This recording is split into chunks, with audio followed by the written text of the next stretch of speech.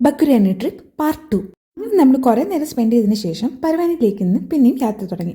നമ്മുടെ next and final ഡെസ്റ്റിനേഷനായ ബക്കുരിയാനിലേക്കാണ് യാത്ര. പോകുന്ന വഴി മൊത്തം മഞ്ഞ് മൂടി കിടക്കുന്നതുകൊണ്ട് തന്നെ കാണാൻ നല്ല രസമായിരുന്നു. വെള്ളപ്പെട്ട് വിരിച്ച പരവതാനി അതുപോലെ ഉണ്ടായിരുന്നു കാണാനായി. ഫുഡ് കഴിക്കാൻ ടൈമായപ്പോൾ ഞങ്ങൾ വണ്ടി ഒതുക്കി എല്ലാവരും ഫുഡ് കഴിച്ചു. ഞങ്ങൾ പൊതുവെ ട്രിപ്പിന് മുമ്പത്തേന് ഫുഡ് വീട്ടിൽ നിന്ന് ഉണ്ടാക്കിക്കൊണ്ടാണ് പോകാറ്. എല്ലാവരും ഒരുമിച്ച് ഫുഡ് ഷെയർ ആക്കി കഴിക്കുമ്പോഴുള്ള ഫീല് വേറെ ലെവലാണ്. ആൻഡ് അങ്ങനെ പോകെ പോകെ we reached our last destination Bakuriani. ഇനി കുറച്ച് ബക്കുരാനിലെ കലാപരിപാടികളാവും. ബക്കുരാനിലേക്കുള്ള ട്രിപ്പ് പ്ലാൻ ചെയ്തപ്പോൾ തന്നെ കുറേ പേര് സ്കീ ചെയ്യണമെന്ന് ആഗ്രഹിച്ചിരുന്നു. അങ്ങനെ ആഗ്രഹം നിറവേറ്റാനായി നനച്ച വണ്ടി പിടിച്ച് ഞങ്ങൾ ബക്കുരാനി വരെ വന്നു. നമുക്ക് സ്കീ ചെയ്യാൻ വേണ്ടിയിട്ടുള്ള എല്ലാ എക്യുപ്മെന്റ്സും അവിടെ വാടകയ്ക്ക് കിട്ടും. അങ്ങനെ എല്ലാ സജ്ജീകരണങ്ങളുമായി ഞങ്ങൾ സ്കീ ചെയ്യാനായി മല കയറാൻ തുടങ്ങി. ഈ ഷൂ ഇടുമ്പം തന്നെ എന്തോ വലിയ ഭാരം നമ്മുടെ കാലിലെടുത്ത് വെച്ചേക്കുന്ന പോലൊരു ഫീലാണ് ഉണ്ടാവുന്നത്.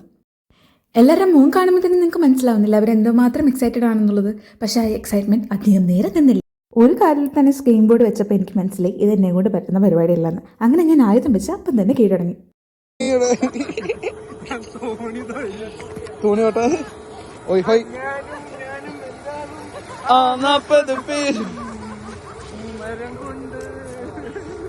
പലരും തോറ്റു പിന്മാറിയെങ്കിലും സാഹിൽ പിന്മാറാൻ റെഡിയായിരുന്നു. കാലം കൊണ്ട് സ്കീം ചെയ്യാൻ പറ്റിയില്ലെങ്കിലും തൊഴിലിന് കൊടുത്ത പൈസ മൊത്തം മുതലാക്കിയിട്ടേ വരത്തുള്ളതെന്ന് സാഹിൽ ദൃഢനിശ്ചയം എടുത്തിരുന്നു.